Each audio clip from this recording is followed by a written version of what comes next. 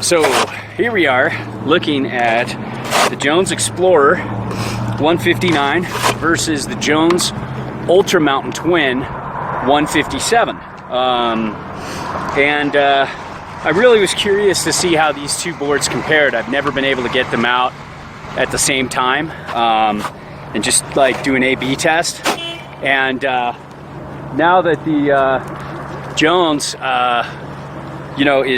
is in a new factory, I love the way the Explorer mellowed out and has a softer flex. I just took these both out down the same runs and played around with them. And I have to say that although the Explorer is a fun board and it's a good board, they're both kind of like all mountain boards. This just leans a little bit more on the free ride side of all mountain, kind of a little more directional all mountain, where this is more directional twin all mountain. Both of them still have a good bit of directional tech in them. You know, they both have kind of that setback camber, extra rocker in the nose, a little less rocker in the tail. I found I like this board better than last year, but I still liked the Ultra Mountain Twin better than this. I think if I was comparing this to the Mountain Twin, it might be a lot closer. But this is a great entry-level, forgiving, soft flexing board, softer flexing board than the Mountain Twin. You can see it's on the medium stiff side, but it's not a super, like this one's definitely stiffer.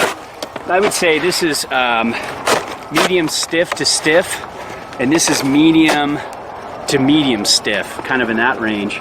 And carving, I had more fun on the Jones Mountain Twin, Ultra Mountain Twin. Directional riding, I had a little more fun on this.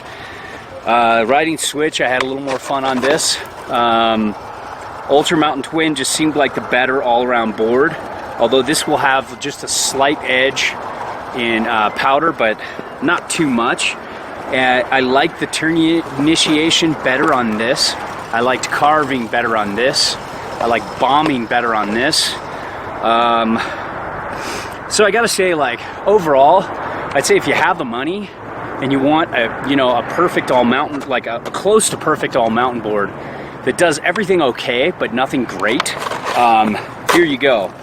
If you want to start working towards, let's say, a board like the Jones Flagship, but you want something a little more forgiving for everyday riding, you're going to like the Explorer a little better. It's just got a more forgiving overall free ride feel to it. And this has a great kind of like aggressive all mountain freestyle to all mountain kind of thing going for it. So if you want to ride switch more, this is a better board for riding switch. If you want to get more into a surfy ride and start working on your carving, but have something for forgiving for those powder days and the trees, and you want to work your way up to a Jones Flagship or a board like that, that's a more aggressive board with a little bit more camber. This has a little bit less camber than the higher end Jones boards like the Flagship, like the Hovercraft and those boards. So it's a little more forgiving, it's a little more playful, it's a little easier in the trees, it's a little easier in critical spots for you to learn how to negotiate it. But as you get better, you're going to enjoy that extra camber in critical spots and how it drives through turns and such like that. But all in all, comparison between the two boards, yeah, if you can handle this price point, go, Ultra Mountain Twin. It's a little more fun, just all over the mountain. But if you need a cheap, entry-level, free ride board to all mountain, it rides like a double-ender, then the Explorer isn't a bad choice either. And although I definitely prefer the Flagship more than this, and I prefer the Ultra Mountain Twin more than the Explorer, I still think it's a great board and it has a nice fit for the right kind of rider.